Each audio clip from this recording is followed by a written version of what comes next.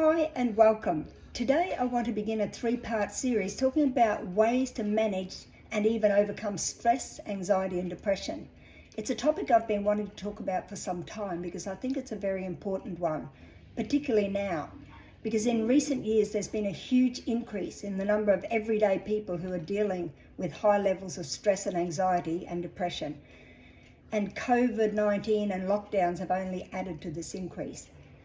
In March last year, 2022, the World Health Organization released a study that showed in the first year of the COVID-19 pandemic, global prevalence of anxiety and depression increased by a massive 25%. And now, 2 years on, if anything, that number continues to rise. I have family members who work in education counselling, and they report that the number of children with high levels of anxiety is huge, and that the age of these children is getting younger and younger. Today I'm talking from my personal experience, my experience as a counsellor and my knowledge of the Bible and of God, and the approach is cognitive behaviour therapy. Stress and anxiety and depression all share many of the same symptoms and are essentially interrelated, because unchecked stress can lead to anxiety, and over time anxiety can lead to depression. But you don't have to live with these conditions. There are ways to manage it and even be free of them. And learning to manage these conditions takes time, and it does take effort, and there are many factors that contribute. Also, the journey to recovery can be different for different people. But I want to help you get started on the road to finding peace and joy, which is the opposite of stress, anxiety and depression.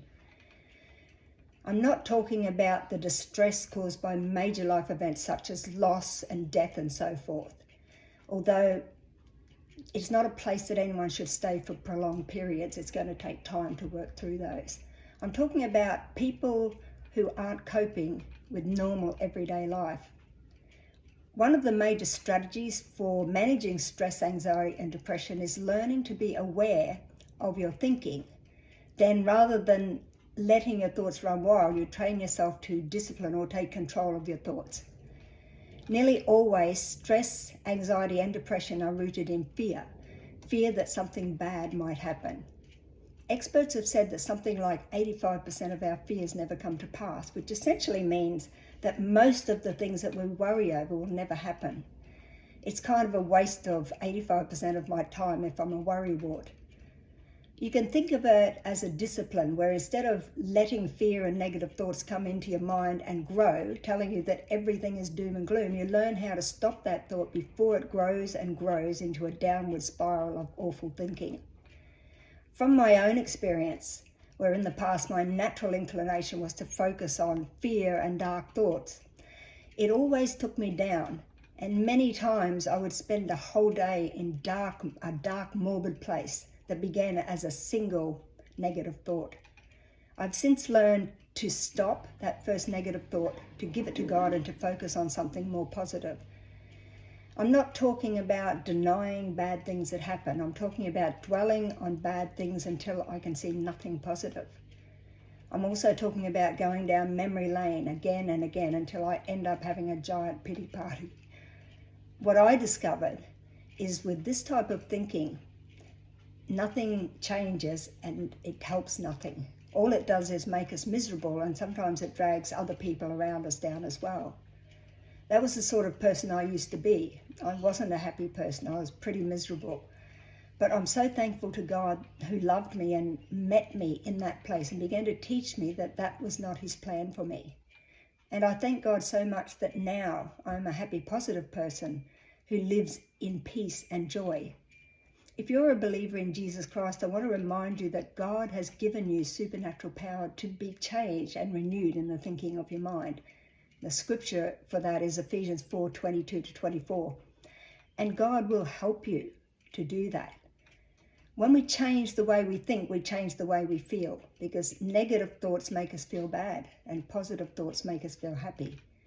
If you're not a believer, can I encourage you to reach out to God? The Bible tells us to draw near to God and he will draw near to us. And it also tells us that he's not far from any of us. Also remember that the Bible tells us that God did not give us a spirit of fear, but a spirit of power, of love and a sound mind. Knowing this, we can know that if we have fear and we aren't strong enough to rise above it, if we feel unloved or unworthy, and if our mental well-being isn't doing too well, that this does not come from God. It means that we're facing a battle, and that battlefield is in our mind, in our thinking. But it is a battle that we can win. In the next session, I want to talk about where stress, anxiety, and depression come from and give you some strategies to gain control and to rise above them, so that instead of feeling stressed and sad, you can find peace and joy.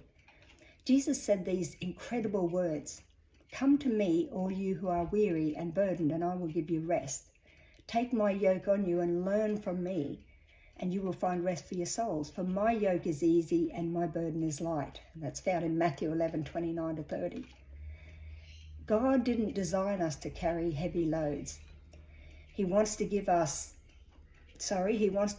to bring our heavy burdens and give them to him. Then to step away, take his peace and let God take care of it. And that's a hard thing for us to do. But God will work it out when we learn to give it to him and to let him be God, instead of trying to do it for him. We need to train ourselves to take our hands off it and let God be God. I have found that God always brings wonderful solutions. Not always in the way that I thought he should or that he would, or in the time frame that I wanted, but in his own way, in his own time. God will do it. In learning to do this, to cast our burdens on Jesus, we learn to receive and walk in the peace of God that surpasses understanding. I'm going to finish part 1 here, but keep an eye out for part 2, where I'll talk about how fear and doubt are at the center of anxiety and depression, and give you some powerful keys to work on becoming free of them. So until then, God bless you and strengthen you.